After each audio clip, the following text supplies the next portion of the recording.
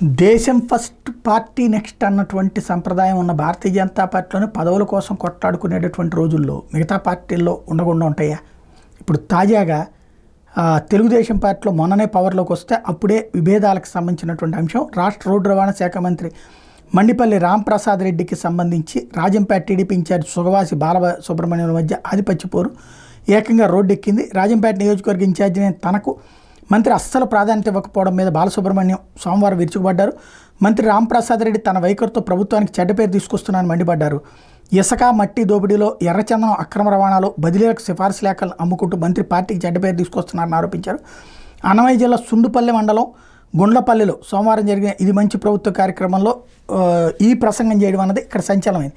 కేవీపల్లిలో ఎర్రచందనం అక్రమంగా రవాణా చేస్తుంటే సుండుపల్లిలో పోలీసులు అడ్డుకునే హక్కు లేనప్పుడు రాయచోటి మండలంలో అనుంపల్లె మట్టి ఎత్తితే దాన్ని అక్రమంగా సుండుపల్లి మండలంలో దించుకోవచ్చా? రాజంపేట మండలంలోని ఆర్బుడుగుంటపల్లెలో ఇసుక రీచ్ ప్రారంభోత్సవం రాజంపేట ఇన్ఛార్జిగా నన్ను పిలవలేదు, మంత్రికి ఇసుకలో వాటా ఉందని కలెక్టరేట్లో చర్చించుకున్నారు. అట్లాగే అధికారుల బదిలీలకు సంబంధించి మంత్రి తన సిఫార్సు లేఖలు బహిరంగంగా అమ్మకానికి పెట్టారు. మంచి పోస్టుకు 5 లక్షలు, గ్రామస్థాయి పోస్టుకు అయితే 30,000 వసూలు చేస్తున్నారు. అలాగే సుండుపల్లి మండలం తిమ్మసముద్రంలో అక్రమంగా మట్టి తరలిస్తుంటే నేను మండలపేట పార్టీ అధ్యక్షుడు శివకుమార్ కలెక్టర్కి ఫిర్యాదు చేసినా ఆయన తెలియనట్టు వ్యవహరించారు. తహసీల్దార్ని కలెక్టర్ మొక్కుబడిగా మందలించారు కానీ ఎలాంటి చర్యలు తీసుకోలేదు.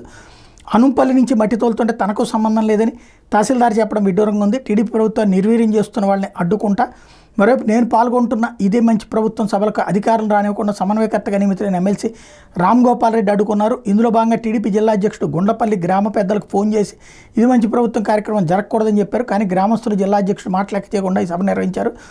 వాస్తవానికి రామ్ గోపాల్ రెడ్డి సీఎం టీడీపీ రాష్ట్ర అధ్యక్షుడు పల్లా శ్రీనివాసులు నియమించిన వ్యక్తి కాదు. ఈ విషయం చంద్రబాబు దృష్టికి తీసుకెళ్తా సభ్యతా సంస్కారం లేని వారిని పదవుల్లో పెట్టుకోవడం వల్లే పార్టీకి నష్టం జరుగుతుంది. ఇక మంత్రి రాంప్రసాద్ రెడ్డి వైఎస్ఆర్సీపీలోని తన బంధువులకు ఒత్తాసు పలుకుతూ వాళ్ళకి పనులు చేసి పెడుతున్నారు. రాయచోట్లో టీడీపీ సీనియర్లు అందరూ కలిసి పనిచేస్తారని రాంప్రసాద్ రెడ్డి ఎమ్మెల్యే మంత్రి అయ్యారన్న విషయం ఆయన మర్చిపోయారు. చంద్రబాబు, పవన్, లోకేష్ ఆశయాలకు మంత్రి తూట్లు పొడుస్తున్నారు. రవాణా శాఖలో ఆయన లీలలు బాగోతాలు పత్రికలు వస్తున్నాయన్నటువంటి వార్తని హైలైట్ చేశారు.